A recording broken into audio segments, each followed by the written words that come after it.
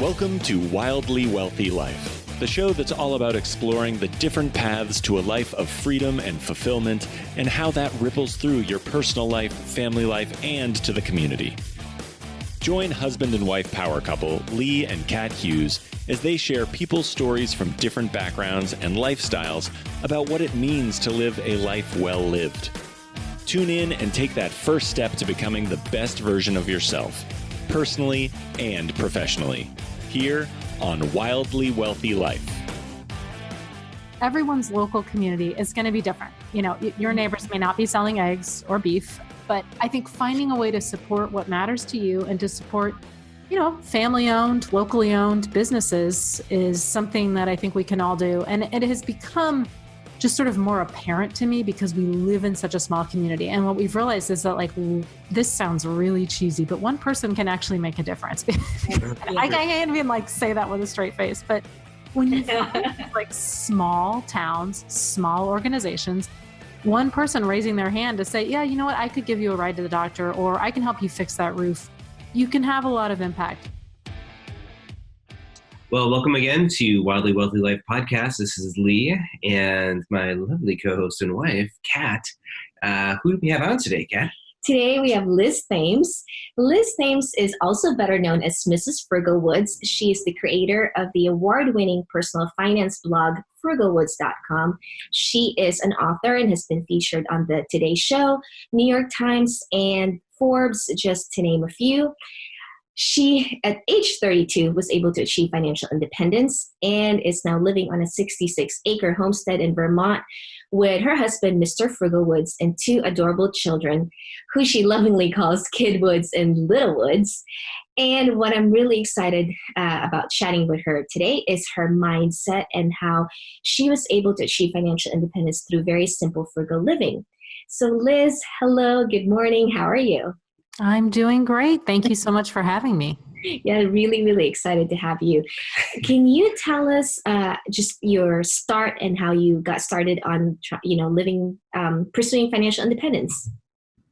Sure. So my husband and I had a pretty conventional upbringing. We went to college, met our freshman year of college, got married when we were 24, which sounds really young now. And we pursued pretty typical careers. So we lived first in New York City, then in Boston, in Washington, D.C., back up to the Boston area.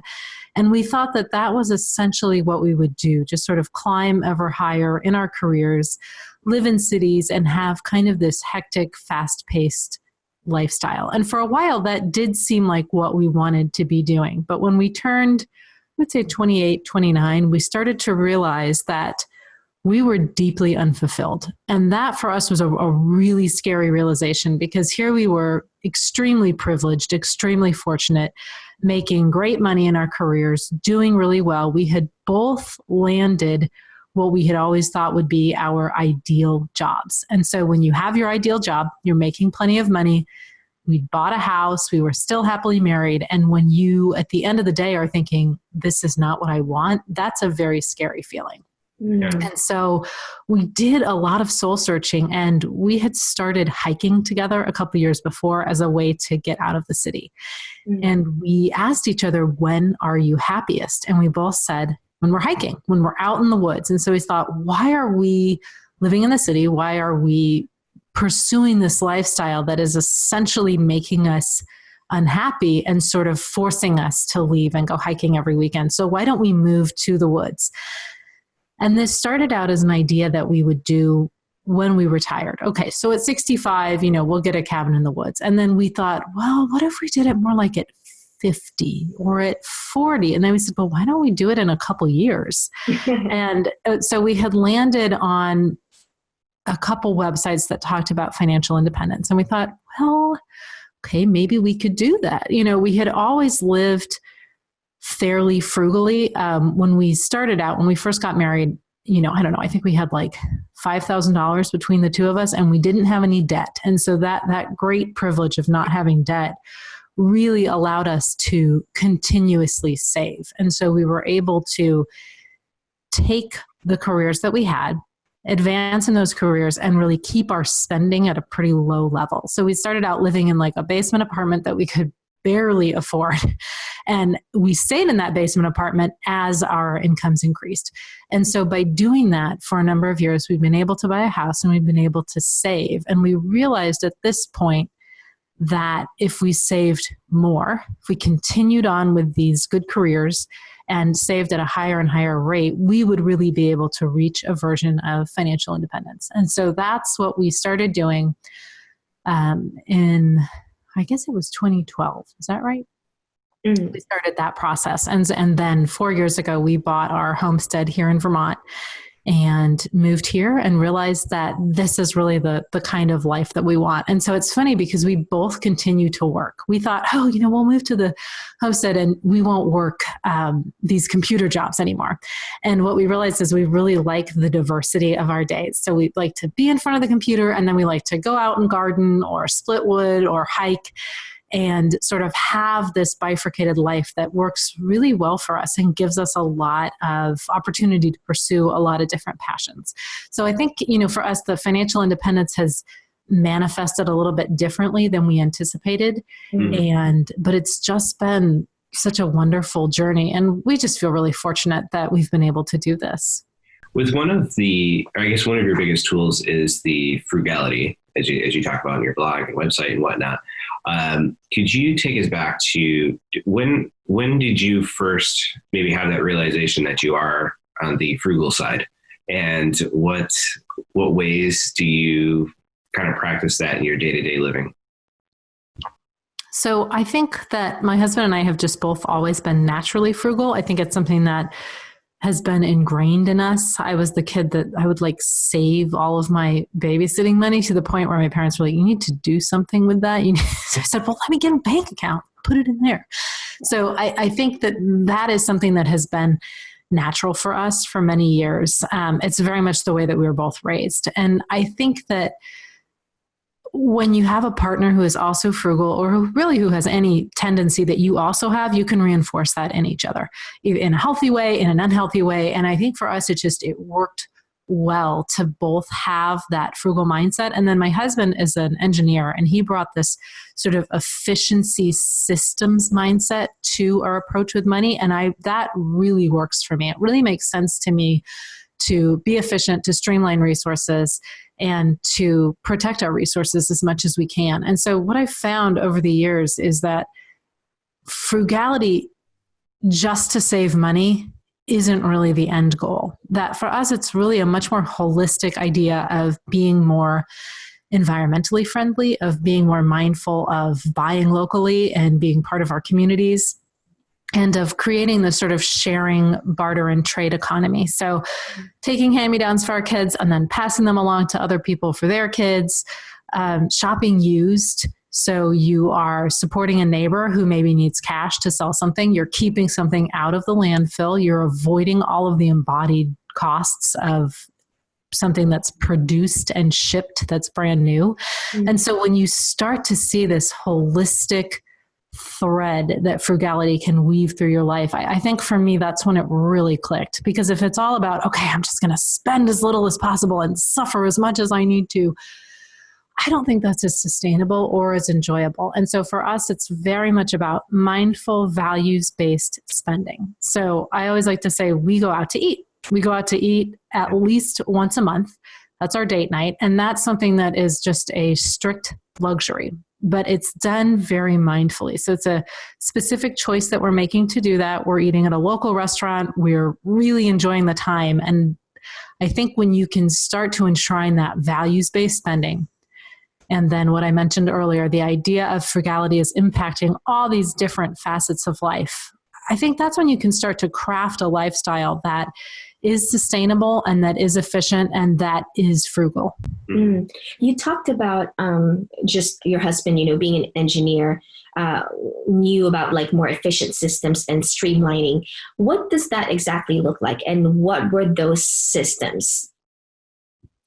I think a great example, this is my favorite one, is the home haircuts. So home haircuts looks good.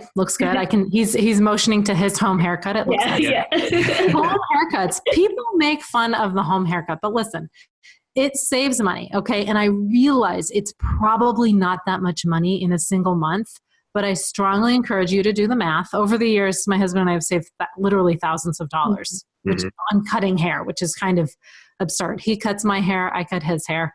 And the other thing, though, beyond saving money, we started it to save money, is that it saves time. And I can't emphasize this enough. As I have 2 young children, anyone who has any kind of limitation on their time will appreciate this. Like, the thought of spending 2 hours to get my hair cut is just not how I want to spend my time. And so it saves time, it saves money, and it actually brings my husband and I closer. It's kind of this funny thing that we do together. Our girls get really excited when we're cutting hair. They just think it's so cool to watch us give each other a haircut. I don't know.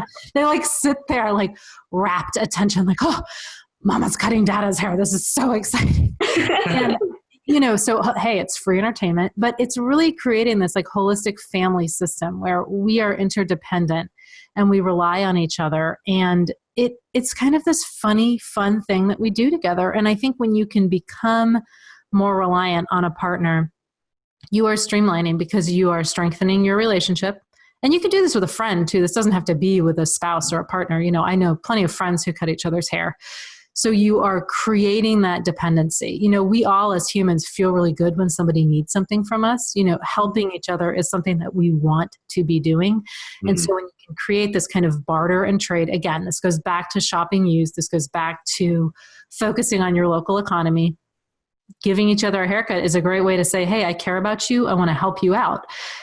Saves money, saves time. So I think that's a great example of really streamlining a process, and that for us comes to play in just about everything that we do. The way that we organize our home, the way that we clean, the way that we orchestrate our time. And I would say again that this has really evolved for us and continues to evolve over time, because you're going to start frugality probably because you need to save money, or you want to save money, or you have a really big long-term goal like financial independence or purchasing a home.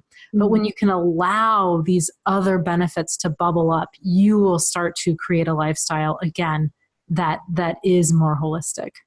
Yeah. Just on a practicality side of things, I spent, I think, $60 on a pair of clippers from Fry's, like electronic store out this way. And no, it's literally, I think I did the math, like $750 a year is what I've been saving for the last like 8 years on this pair of clippers. And I bought it just as a way to kind of like save time, save money. I've been able to like not have to go off to, this place and sit there and wait in line and all that. So 100% agree with you on that. When it comes to you have different streams of income, I believe as well. Could you share a little bit of some of the different avenues that you guys invest into?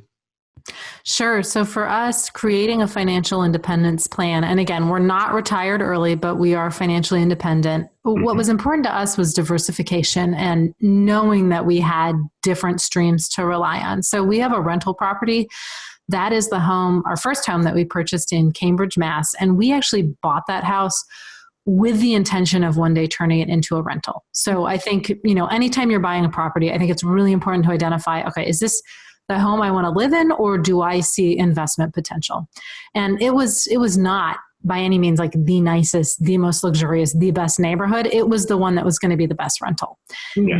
And so, in making that choice, we bought a single family home with a lot of bedrooms and a lot of bathrooms and an outdoor space. So, there were much nicer condos that we could have purchased that were smaller, but they were in HOAs, which often restrict your rental capabilities. Yeah. The margins just would not have been as good. And so again, if you're looking to do real estate investing, that's a whole nother, we could do a whole podcast just on that. And I'm not an expert, but buying that home with an eye towards renting it out we were really fortunate and, really lucky to be able to do that. And so that is one stream of income. And then another stream of income is my husband still has a W-2 job. And it's interesting that when we initially conceived of this plan, the idea was that we would both quit those jobs and pursue sort of less formal streams of income. Like we thought we would start an Airbnb property. We thought we might sell produce. This was before we actually lived on a farm. I was like, no, we cannot sell this produce. Like we barely grow it for ourselves. So I think, being flexible with your financial independent plan is really important because things change, your opinions change. And for us, it was like moving to this property, moving to the woods. We suddenly realized, it actually feels good to sit on the computer and for my husband program or for me write for a couple hours. Like that's a nice utilization of our brains. And what it came down to for him and for me was, I don't want to be cleaning an Airbnb property. I would rather be working online. And so it's being flexible with that plan. So we created models and spreadsheets, as I'm sure many people do, with like all of these different sort of options, right? And I think as we go into what really looks like another recession, I think I can't emphasize the importance of this diversification enough. Be open to all the different ways that you could have streams of income. So he still has a W-2 job. Then I have my own online business. And so that's another stream of income, which again, I really kind of thought I would quit when we moved here and just be like full-time homesteader, full-time mom. And then I got here and I thought, I love being in the garden. I love being in the woods. I love being with my kids. I also need that intellectual stimulation. I need to be writing. So I wrote a book, because that's easy to do. So I think having that flexibility has been really important for us. And then we also are invested in the market, primarily doing, low fee total market index funds, domestic and international. And I think having a really well balanced portfolio, making sure that you're invested the right way for your age. We have traditional retirement accounts. So we have 401ks. I have a 403B from my previous job. I also have a solo 401k from my current position. We have 529 college investment accounts for our kids, which that is something that, I think really varies based on your tax situation and based on your state. So I did a post on that a while ago. That's really one of those things that you need to research a lot because I don't think they're necessarily always a good idea. And then we also have a donor advised fund through which we give philanthropically. And that is a great way to do tax advantaged charitable giving, especially if you think you're going to be financially independent in the future and have a lower income. So, kind of trying to like project out, okay, so in 10 years, if we have a lower income, the donor advised fund is going to make sense. And being flexible, I think is important, and being really diversified. So we at this point are not doing any kind of drawdown on our investments. We're still putting money into the market and just letting it ride. As our job situations evolve, we could be in a position where we're doing a drawdown.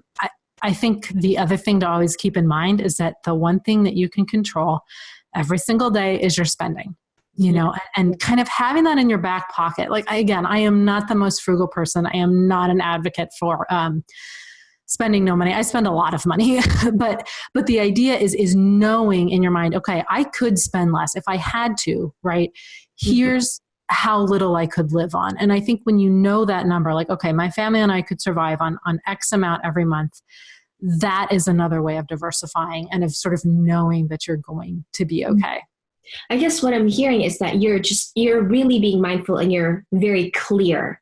You're clear about where you guys are at and where you want to go. But in between that, you're also flexible with realizing, oh, maybe I still want to work, and I think what I'm also finding out from a lot of our guests is, you get to that place where you are financially independent, but you don't necessarily want to retire because there is a thing that happens when our brains do get stimulated and when we're doing passionate work, when we're doing meaningful work, that adds to that joy, every day that we get to actually, and the more that we're independent, the more that we're actually even more open to just creative things that we get to explore.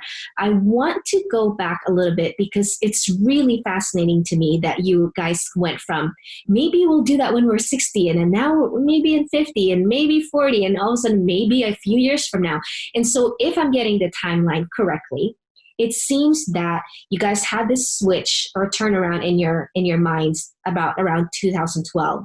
And then by 2016, you guys basically were like, okay, let's do this financial independence thing.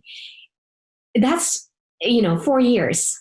That is amazing. And so can you tell us what were, again, you already touched on frugality.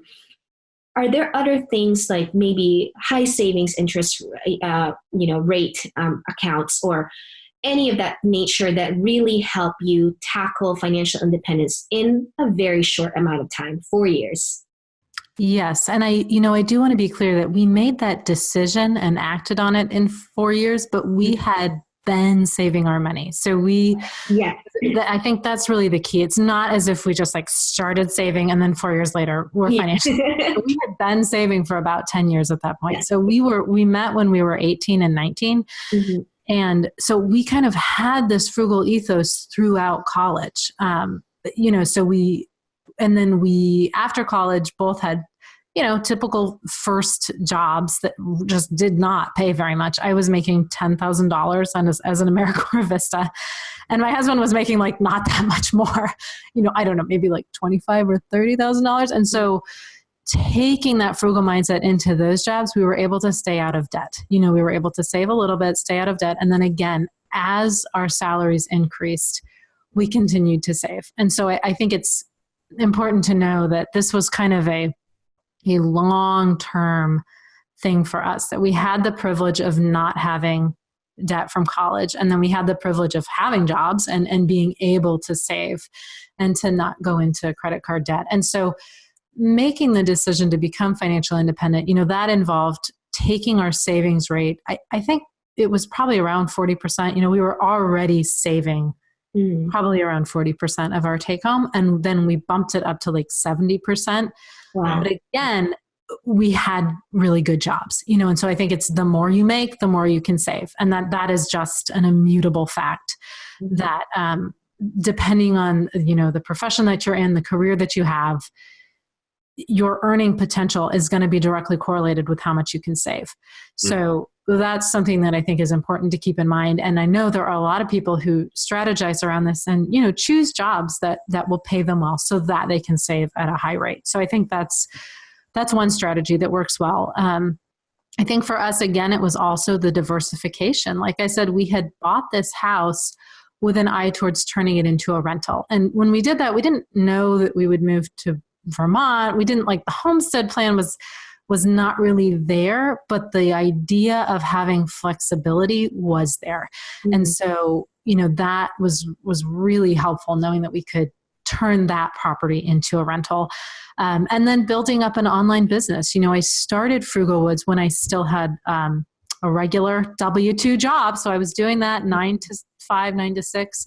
And then I was doing Frugalwoods, evenings, weekends, mornings. We didn't have kids. And so that was an opportunity for me to build up another revenue stream while maintaining my W-2. So, and that's hard to do. It's not an easy thing to do, but I think if you are looking to financial independence, finding ways, again, to diversify while you still have a W-2 is fantastic, because then you have the benefits, you have the healthcare, you have the income, but you also have this ability to sort of think about how you might earn in that post W-2 world, if that's, that's where you're headed. So, I think for us it was, and it sounds really strategic now. It wasn't strategic at the time. It was just like, I don't know, let's try this, but I think it's being open to those different ideas. And again, it's not as if at 18 and 19, we sat down and mapped this out. Not at all. There's so many detours and so much money we spent on stuff. I'm like, why did we buy that? But I think having that sort of ongoing thread of questioning and of trying to be better has always been there for us of okay, well, this isn't working for us. How could we fix it? And I think when you bring that sort of mentality to your life of trying to sort of life hack your way to what works the best for you, you're going to be able to create something that you really enjoy doing. Yeah.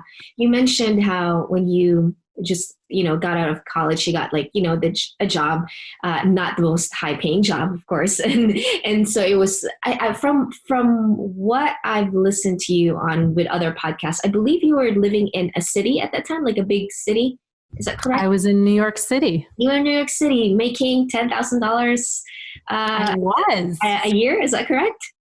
That's right. Okay. I mean, this was years ago, obviously, but Still is new. yes, I am old. Yeah. I'm old. We've established. Oh, no.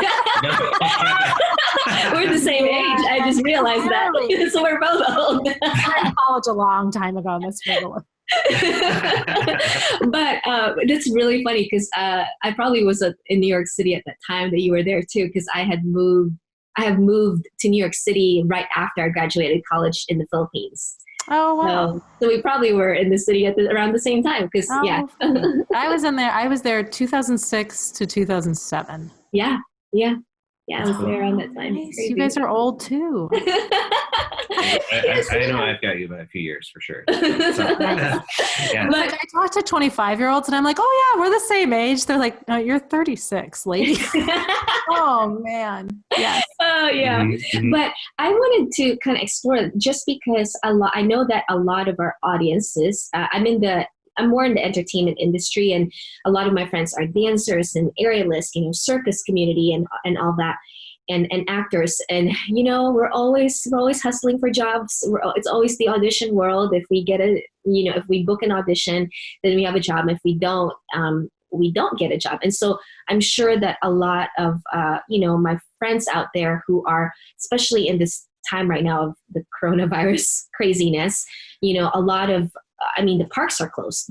My friends who are dancers, they don't have jobs. It's just crazy. Live shows, every show that are taping are put on hold. So I wanted to just explore, how do you live on a really, really small income in a big city, in an urban life? Yes. So this is really a top of mind for me right now because my brother is a professional musician and he was on tour, and I was going to go see his show last Saturday and they canceled the tour that morning and sent them all home, which, I think from a health perspective is the right decision, but is really difficult for him because that means his income is, obliterated for this time. And fortunately, he is a very financially responsible person, and I think evening out your income, knowing that you're going to have these injections of cash after a tour or after a show, and then knowing it, you might not have anything coming in for a while. So living in a city in some ways is cheaper than living rurally, which I know this is the most controversial thing. I actually did. So I did a blog post about this because I was convinced in my mind that it was true. And then I looked up our numbers and it is true. We actually spent less living in Cambridge, Massachusetts, which has the third highest cost of living or something, versus living in rural Vermont, which has the zero cost of living. But the big factor is housing. When you live in a big city, it is probably going to be very expensive to rent or buy. That's unavoidable. The way that I did it in New York City is not necessarily something I recommend. I lived in a neighborhood that was not exactly safe at the time. It's one thing to say, I'm in a neighborhood that's not fun and doesn't have a bunch of fun restaurants. It's another thing to be somewhere where it's probably not very safe, but it was very inexpensive. And we lived in, we had 3 people in what was essentially a 1-bedroom apartment. Mm-hmm. We were close friends. Worked out. We were all super poor. So was that an ideal living situation? That was not an ideal living situation. We made it work. It was inexpensive so that the 3 of us were able to, maintain a lifestyle in the city on very little money. Looking back on that year, it was not enjoyable. So I'm not promoting that people do that, but I think housing again is going to be sort of the biggest stumbling block. So if you can find a situation where you are house sitting. I've had readers who are house sitters, where you are sharing an apartment, where you are in a neighborhood that's a little bit farther out, but that still has train access. So I was on the 4-5 train, which was great. So I was able to get into Manhattan for my job. It was a 45-minute ride, but what did I care? I could read my book, right? So I think thinking broadly about where you live can be helpful. Beyond that, beyond rent, I find that it's actually a lot cheaper because you have so much competition for your dollars. There are so many grocery stores. You can really find what's cheapest. This is like what kills me about living rurally. I've got like one grocery store, however much they're charging for bananas, that's what I have to pay. So, in the city, my husband and I would like walk around and be like, oh, the bananas at this place are cheaper this week, and we had the ability to do that. And so I think when you have that competition, don't automatically go to your corner bodega for everything. Don't go to Whole Foods. Don't go to Whole Foods. Don't automatically go to, the grocery store that you've always been going to. Shop around, look around, see what's the cheapest. Somewhere will be the cheapest, and you might need to go to a couple different stores. So in terms of groceries, I think you can really make out really good. And this, of course, means that you're cooking from home. So I think one of the problems for me is I really love food. And so when we lived in Cambridge, we spent so much money on eating out and on takeout because it was like all this fantastic food. So finding a way to limit that and really put some guardrails around the eating out was very helpful for my husband and I. So we had to do like a total fast at first. We just couldn't eat out at all. And then we were able to say, okay, we'll eat out once a month and we'll very carefully read the menus and select our restaurant. And I mean, we'd go to really nice restaurants. This is not, we're not going to like a cheap place, but being very mindful about those treats. So, really being careful, like, oh, I'm not just getting takeout because I forgot to buy groceries or I don't feel like cooking, but no, I'm getting takeout because this is my one takeout day every 2 weeks. So being really cautious about food and about drinks. Because I love a happy hour, I really do.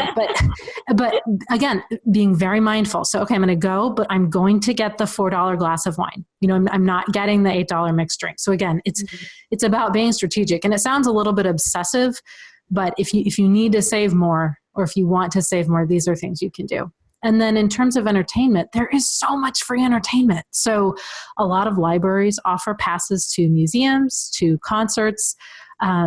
My previous employer would offer free tickets to concerts because they needed to fill the seats. And so my husband and I would go, we just went to sort of like the most wonderful array of things that we never would have thought to attend, but they were free. They needed seat fillers. So we were like, oh yes, we're here. So I think being open to different types of music, different types of performances, and then there are always festivals, street festivals, not right now, but there are always things that are happening that you can go to that are free. And so I think being very open to that, plus walking around a city is very entertaining in itself. So we used to really limit the amount that we took the subway or the T because, even a transit pass is kind of expensive. So if you need it for work, that's one thing. My husband got really into biking. So he would bike everywhere. Even during the winter. I biked once and was like terrified, like out of my mind, terrified. He was like, okay, I'm going to teach you how to do this. So we go around the block and he looks back. He's like, where did you go? I'm like walking the bike on the sidewalk. I was like, this is I legit feel like I'm going to die. So biking never worked for me. And my husband did get hit by a car a couple times, but I don't know. He was very safe and he was able to like overcome this fear. So he bike commuted every day. I walked.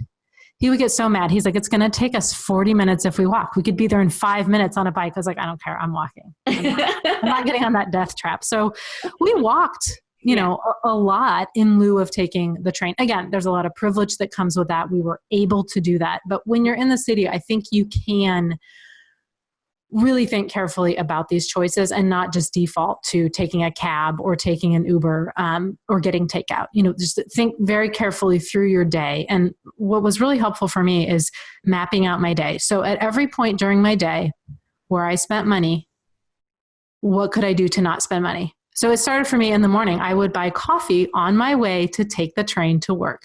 I was like, okay, so if I walk to work and take my own coffee, that's $6 right there. So it's just in where I live now, that's kind of ridiculous because there's nowhere for me to spend money, but that made a lot of sense when I was in the city, just going through every single juncture where I was spending. Yeah. So I think those are my thoughts on city living. And, the other thing that we haven't talked about is that when you're in the city, if you need daycare, it's extremely expensive. And that, that was one of our reasons for moving as well. And there's not a lot you can do to get around that. It's expensive. You need quality care for your kids.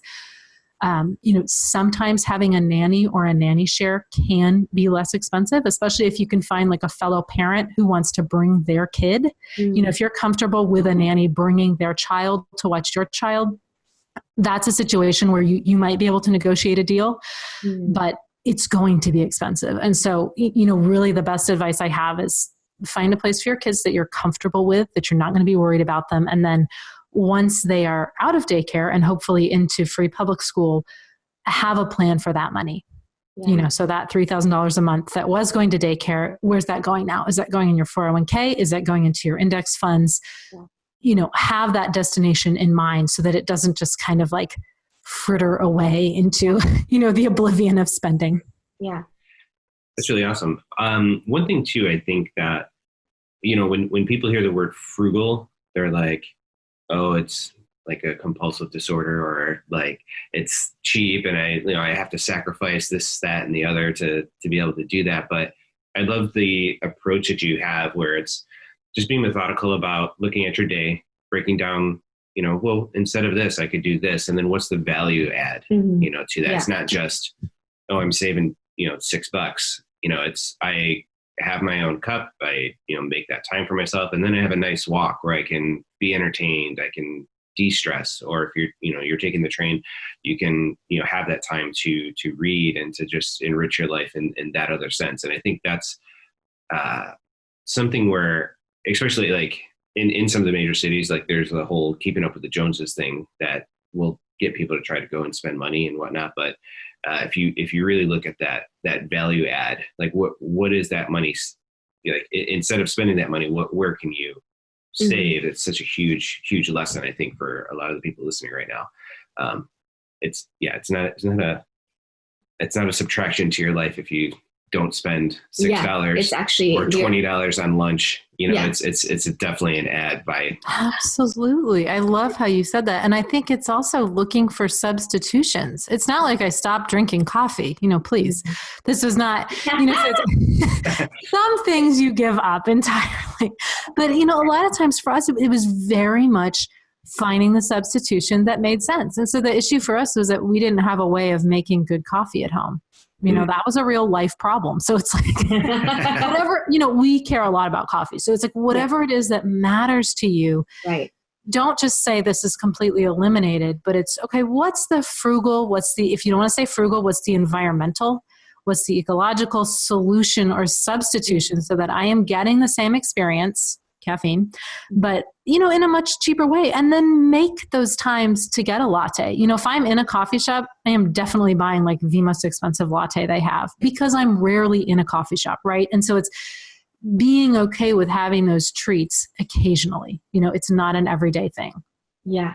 Well, you're already very, very intentional about a lot of things, which is, I love that.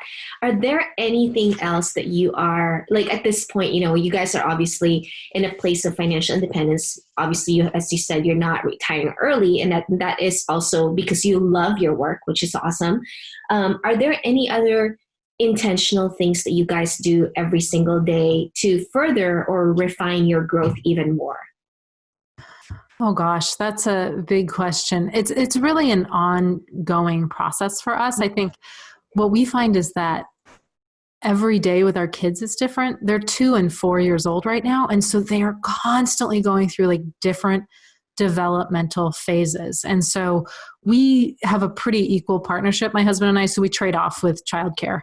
And especially right now, because we don't, school is closed, daycare is closed. And so we are figuring out a new system right now, but I think being open to change is what's so important to us. Yeah. Like if something is not working with the kids, we say, okay, we need to change how we approach this as a family. And having that open communication between my husband and I is transformational. So it's, being able to talk to each other about things that are not working and then find a solution. I think that for us is kind of the ongoing constant thread of what makes it work. And so really for us, the intentionality a lot comes in with our schedule. Mm-hmm. The kids are on a schedule. We are on a schedule. Every day is pretty specifically outlined ahead of time. And, you know, for some people, this is like very rigid and they really chafe against this idea. But for us, it works so well because it makes sure that each of us is able to accomplish the things we need to do. Mm. I need to get outside and hike by myself every day, if at all possible. So we strategize about when that time period can be. Mm. You know, my husband needs to get outside and split wood or do whatever it is that he's working on every day. And so it's really planning in advance, like how can we sort of make sure that all of these needs are met so that it's not just like this devolution into chaos? Because I find too that like chaos begets spending. Yeah. Mm-hmm. In so many ways, like if you cannot find your kids' socks, you're going to go on Amazon and buy more socks. Yeah. Versus if you have like a sock organizational system. And that's a really small example, but I just see this coming to bear over and over again. I like cleaned out our arts and crafts area the other day because my girls were like, there's no more crayons. I was like, the crayons are under the paint. Like we need to organize this. Of course, I'm organizing it, and the 2-year-old is like taking the stuff and putting it back in the other bin. She's like, I'm sorting. I was like, not helping me out. And not helping. No, it's the opposite. This is negatively helpful. But, you know, I really do think like having this organization of your home, of your mind, of your schedule, of your finances, for me, it all goes together. Because like when I am chaotic and stressed, I want to get takeout. I want to buy stuff online. And, you know, because I'm trying to find a semblance of calm. Yeah. You know, and I really feel that right now being in isolation. Like I almost bought this $200 bounce house for my kids. I was like, oh my God, we could like blow this up. My husband was like, are you serious? Back. You know, what are you really afraid of? And I'm like, I'm afraid of the kids being in the house, right? And driving us crazy. And so it's okay, let's come up with strategies to mitigate that do not involve the $200 bounce house. Yeah. So I think it's, you know, taking that step back and trying to figure out what the real problem is, you know, and it just goes like so far beyond money, I find. And this is not, I don't speak of this from like a perfect standpoint. I speak of it as from just trying every day. Yeah. And some days are not great for us and some days are better, you know? So I think again, being open to that evolution.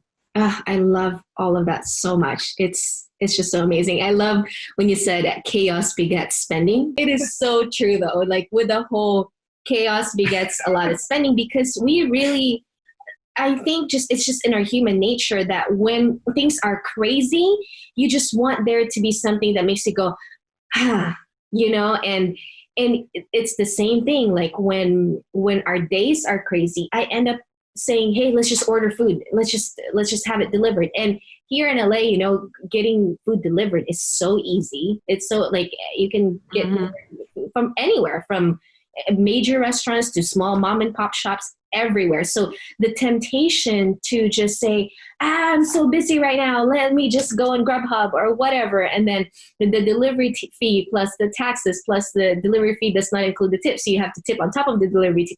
It just gets crazy. Like one meal all of a sudden is like, you know, $30. It's just so yeah, I just love the intentionality that you guys put in just your lifestyle.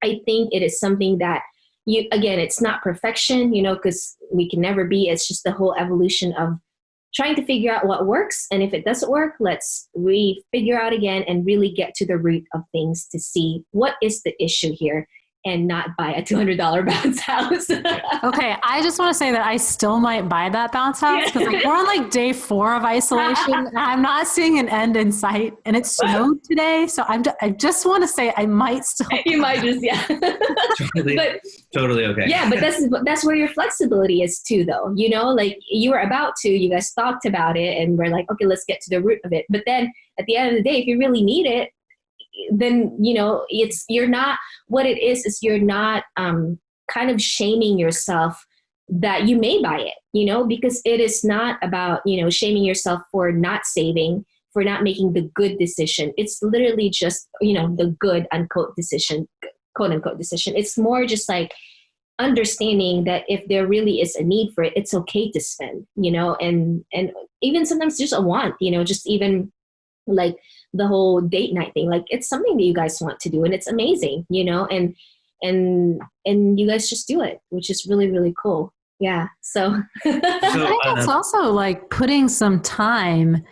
I call it like the cooling off, the waiting period. So instead of buying the bounce house, like immediately, I mean, I just wanted to buy it right then. Yeah. I've waited a couple days. Like I will wait a couple weeks probably. And I think giving yourself that opportunity to cool off, think it over, it's going to become pretty clear to you. Okay, is this really something I want, or have I completely forgotten that I even wanted to buy it? Yeah, I do that a lot. This also gives you time too to check out, what kind of styles there are, or what kind of slides they might have. Styles of bounce house. See? Uh-huh. You jump inside of a giant like Hello Kitty versus a castle. Well, I really want one that like adults could jump in too. This is yes. I'm not sure that our house is really for you. It's not really for your kid. It is kind of funny. That's awesome. I love that. As we're actually, we should probably talk about this with the podcast, This Wildly Wealthy Life, and what right now do you feel is your definition of wealth? I think for me, it's flexibility and freedom. Mm-hmm. I think being able to stay home when one of my kids is sick and can't go to school, being able to work when it's convenient for me and my family, being able to rely on my husband because he also works from home. Really, for us, it is truly all about the flexibility and the freedom. For me, it's just profound, especially with kids, because kids just like do not care what your schedule is. Like they are so uninterested in your problems. And so, I had a terrible flu a couple months ago. Like I was in bed, and we had the flexibility for my husband to take a couple days off work, and that wasn't a problem. There was absolutely no way I could care for the children. They were sick. They couldn't go to school. So it's things like that to me are like just profoundly privileged. And especially, right now with the coronavirus, we are able to stay home. And I am so grateful for that. And I'm so grateful that we can adjust our work schedules to accommodate this reality. So for me, that's very much where it's at. Yeah. And I love to just the value that you guys really like you offer in your blog. I've read a couple of your blog posts and I'm just like, I love this. I was reading your recent post about the coronavirus and just the measures that you guys are taking as a family and all that stuff. And even just your mindset and approach on investing, and how you had mentioned there that it's not that all of a sudden you're buying a bunch of stocks because it went down. You have this not really methodical, but it's more of like you already know that every single month this is what you're going to put in there. Like it's already set. So just because the market's like, went down and whatever, you're not like mass buying anything. You're just knowing that this is a target date fund. You're stable in the way you invest. So I love that approach because it's totally unemotional, and I think that a lot of times we make some really not so good choices with our money if we're emotional about things. And so I like that you have this approach of just very stable way of, investing every single month so that you're not like also dipping up and down with the market. Yes. Yeah. Yes, because it's so tempting to want to time the market. I mean, just the other day I was like, oh gosh, it's so low. Maybe we should shovel some more cash in. But I really think that, you create that plan when the market is good and then you stick with it. Yeah. I think rebalancing, just being really cognizant of your risk is important. And so it is also automating. Automating is so great because you just automatically invest into these things. And it really takes that human error out of it. I think you've probably heard of like the dead investors study where I think it was Fidelity looked to see whose accounts were performing the best. Yeah. And then when they did a little bit of digging, it was the people who were dead. Yeah. They were not. I was like, that's really telling. So, it's so easy for us to preach like, don't touch it. But really, really don't touch it. Yeah, exactly. With just, again, with the, where you're writing and like just all the awesome information and nuggets that you have, to me, that's like something that is amazing because you're providing value so much. into your community and your listeners and your readers and all of that, what other areas in your life do you give into and serve into other than obviously already the awesome things that you do through your blog? Well, thank you. I appreciate that. So when we moved to Vermont, we decided to become involved in our local community. So we had always sort of supported national nonprofits and kind of done ad hoc volunteering here and there. And when we moved here, we realized there's a very small community. There's 400 people in our town. Wow.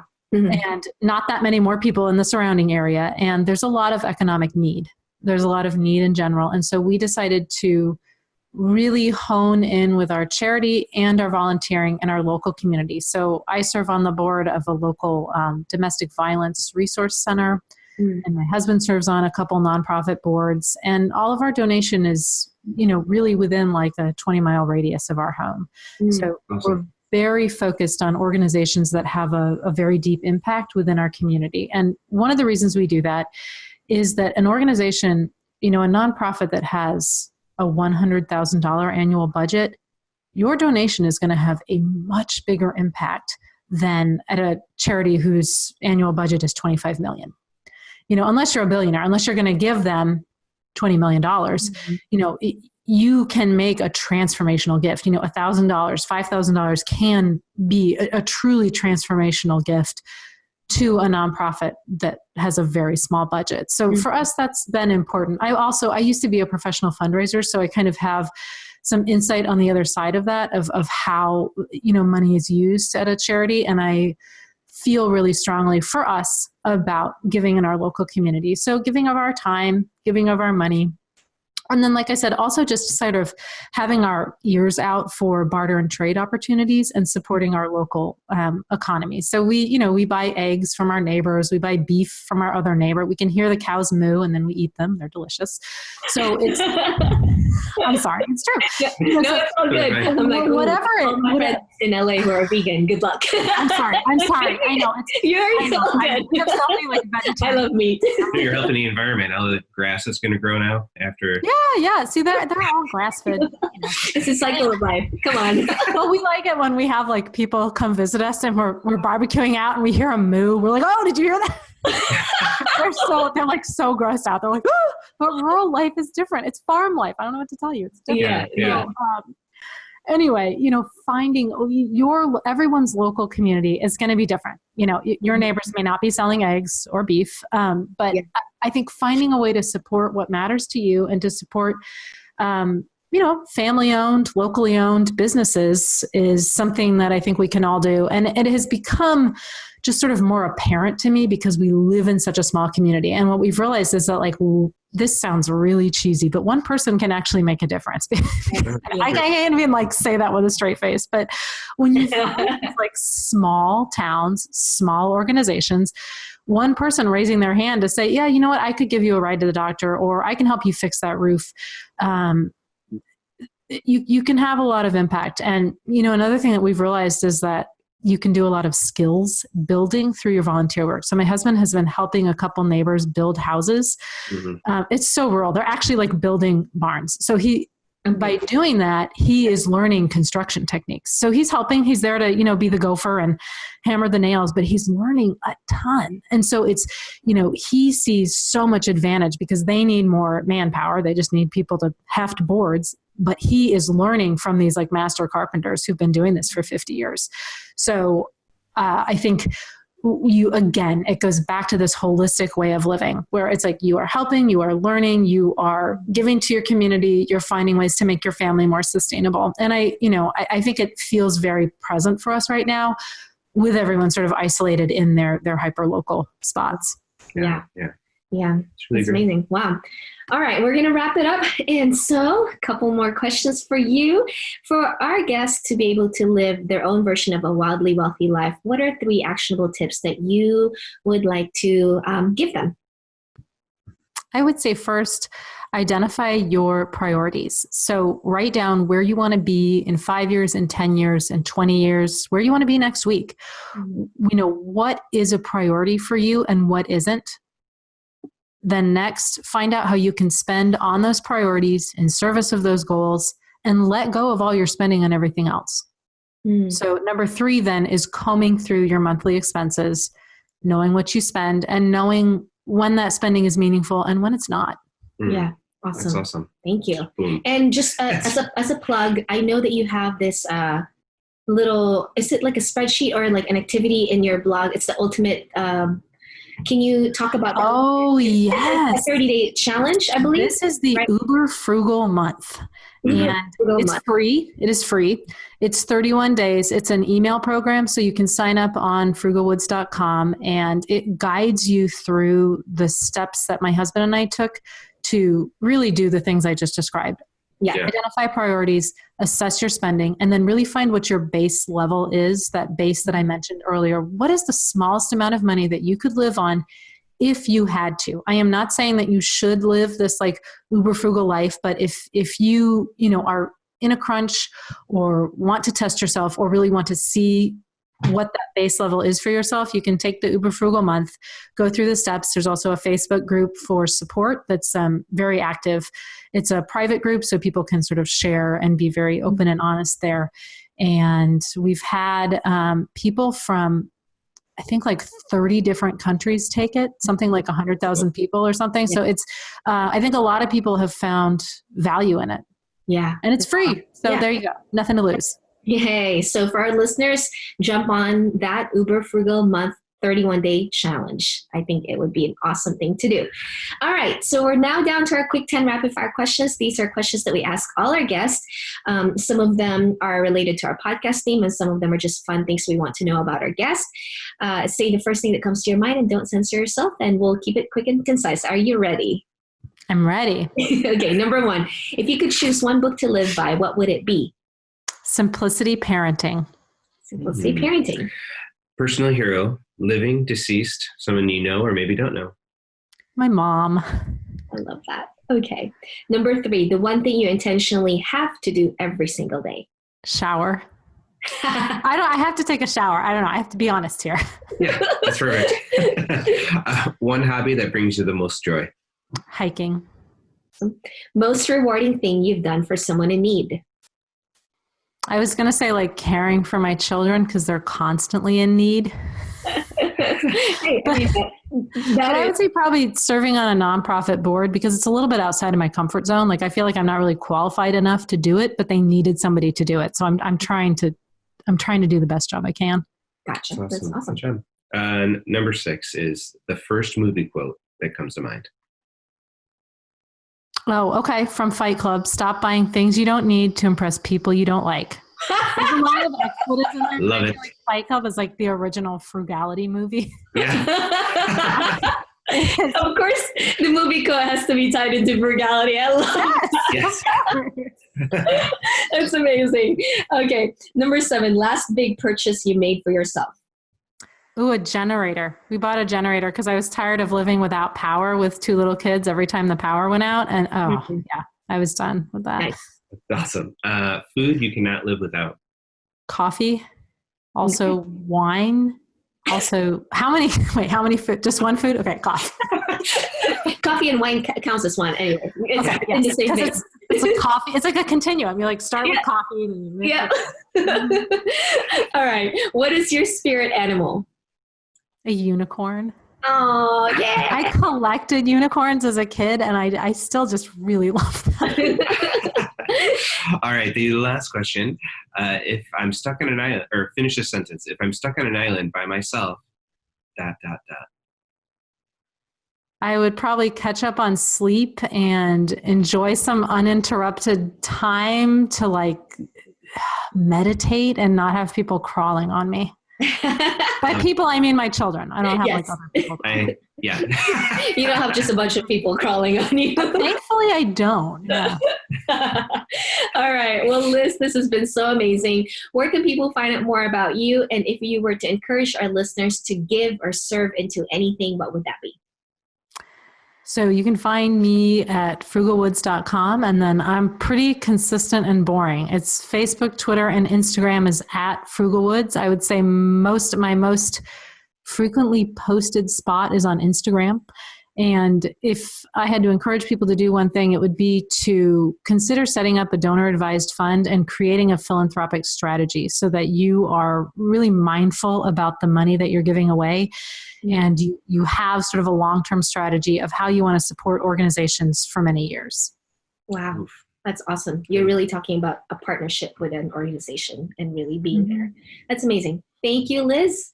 We have loved chatting with you. It's been so valuable, everything that you've shared. So thank you. Thank you. Thank you. And be safe and be healthy. Thank you for having me. You too. Yeah. Really happy we had Liz Frugalwoods on for the day. I really love that her explanation of what frugal really means. Like, it's not living destitute and it's not living in this terrible, cheap, life. It's really about just being wise about your decisions and finding value in everything that you purchase, everything that you spend money on, and living a really solid life. Yeah, totally. I love her flexibility on that as well, because it's not just about what money you can save, but it's also involving her community. I really liked when she talked about, the barter economy. We've kind of really strayed away from that in our modern times. And she goes back to just living with the people in her community and seeing what other skills can people do in her community that they can kind of exchange, with. And it's just so awesome to be able to live that way and, have a community that surrounds you and be able to live frugally because you're using each other's services. Well, we hope you guys enjoyed that episode. We really loved hearing from Liz, and we hope you guys are able to find somebody that you can share this message with. Like, share, and subscribe. We want to be able to reach as many people as we can. And next week, we are super excited for Matt Faircloth. He is a real estate investor, syndicator. He's got so much growth and so many great tools that you guys are going to be able to tune in and listen to. We are super excited. Thank you for tuning in to another episode of Wildly Wealthy Life. We hope that this episode has helped you take another step towards living fully, giving freely, and building a legacy that deeply impacts your community. We'd love to hear what you think about today's show. Please leave us a review or like us on iTunes and YouTube, and click the subscribe button so you won't miss a show. You can also visit us at wildlywealthylife.com for today's show notes. See you on our next episode. Thank you, and may you live a wildly wealthy life.